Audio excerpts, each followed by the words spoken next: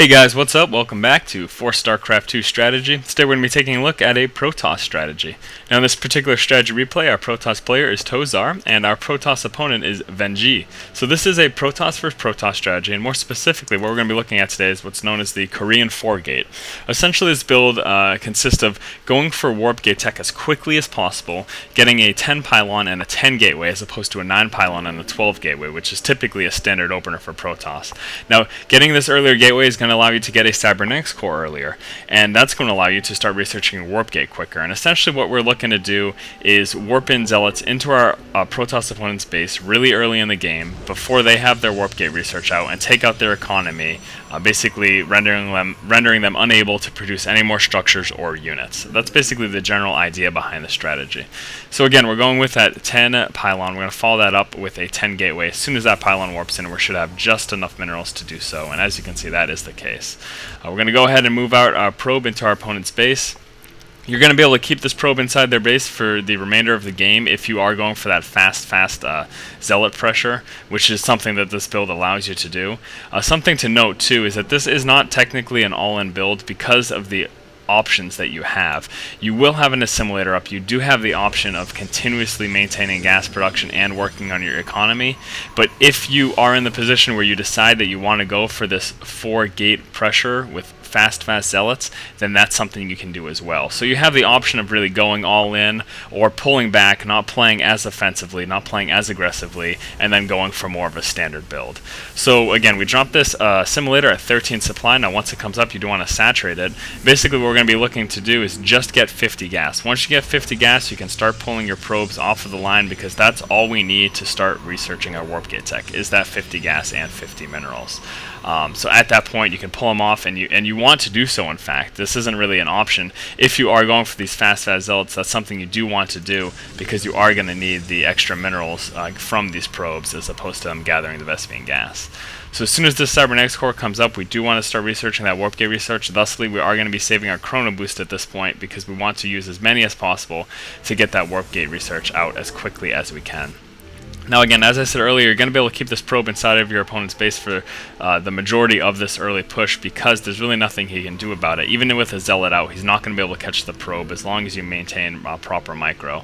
Now as you can see in our opponent's base, they pretty much went for a standard build. Looks like they got that 9 Pylon followed by 12 gateway, and his Cybernetics Core is just now coming in.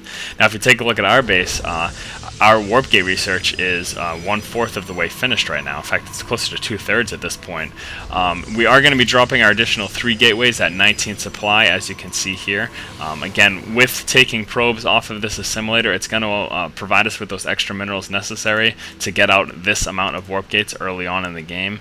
Now at this point, once we get to about 20 supply, you want to start dropping Pylons in your opponent's base.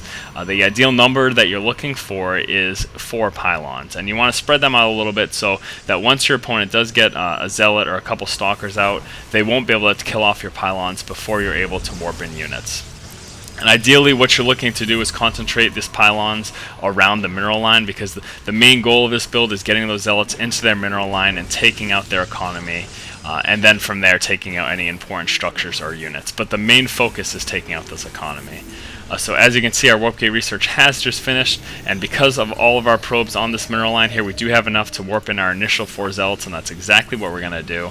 Now with these 4 Zealots in our opponent's base, it's going to be very hard for them to deal with this unless they went for the same build, or if they went for a 2-gate. That's the other option really to defend against this 4-gate Korean build, the Korean 4-gate rather, is if you go for a 2-gate, you can produce enough units to kill off these Pylons in time before your opponent can warp anything in. But if you go for that standard Warpgate build, if you go for that standard 4-gate build with the 9 Pylon, 12 gateway, then you're not going to have enough to fend this Korean 4-gate off. And as you can see, we're just massing Zealots inside of his base. We're taking out all of his workers. That is our primary focus.